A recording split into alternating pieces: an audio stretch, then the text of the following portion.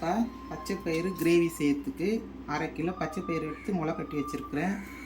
வெங்காயம், தக்காளி, அதுக்கு தேவையானது, இஞ்சி பூண்டு இதெல்லாம் கட் பண்ணிக்கின்னு நான் வந்து திருப்பி காட்டுறேன்.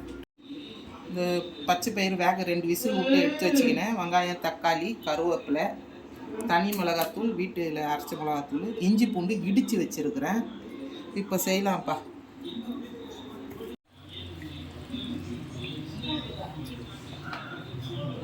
எண்ணெய் ஊற்றிக்கினேன். இந்த கிரேவி பழத்தில் போட்டுக்கிறேன்.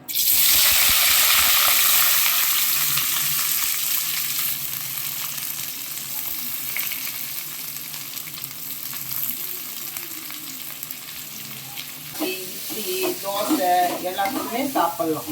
நல்லாயிருக்கும் டேஸ்ட்டாக. நல்லா வெங்காயம் வதங்கிடுச்சுப்பா. இப்போ இஞ்சி பூண்டு தட்டி வச்சுருக்கிறத போடுறோம். இந்த மாதிரி தட்டி போட்டோம்னா நல்லா வாசனையாக இருக்கும்.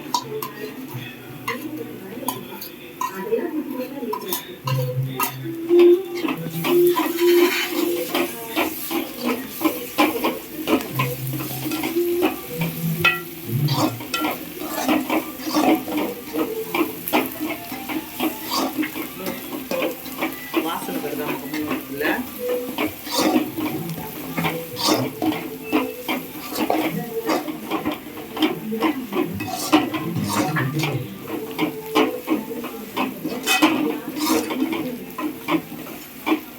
தக்காளி போட்டுக்கலாம்.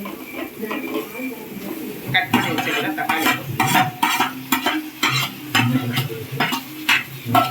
தக்காளி வேகிறது கொஞ்சம்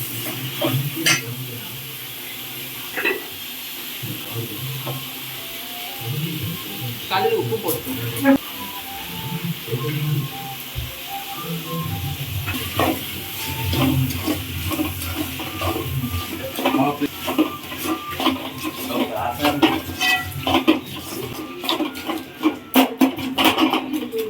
கொஞ்ச நேரம் மூடி வச்சுக்கலாம்.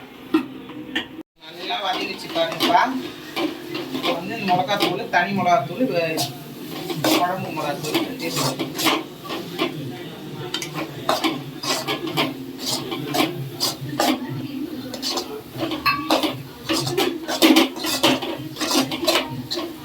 மிளகா வாசனை போகிற அளவுக்கு நல்லா வதக்கணும்.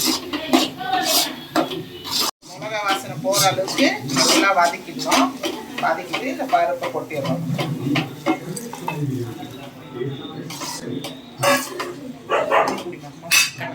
தேவையான அளவுக்கு தண்ணி ஊற்றிக்கலாம். நல்லா கொதிக்கிட்டோம்.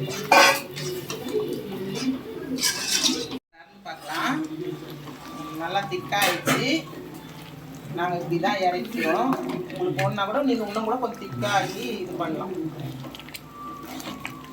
மெயின் இதுக்கு கொத்தமல்லி, அந்த இஞ்சி பூண்டு நசுக்கி போடுறது ரொம்ப முக்கியம்.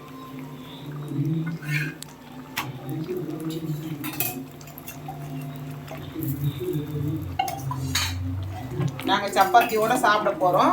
நீங்களும் சப்பாத்தி, இட்லி, தோசை எது கூட வேணாலும் வச்சு சாப்பிடுங்க. நல்லாயிருக்கும். உடம்புக்கும் நல்லது.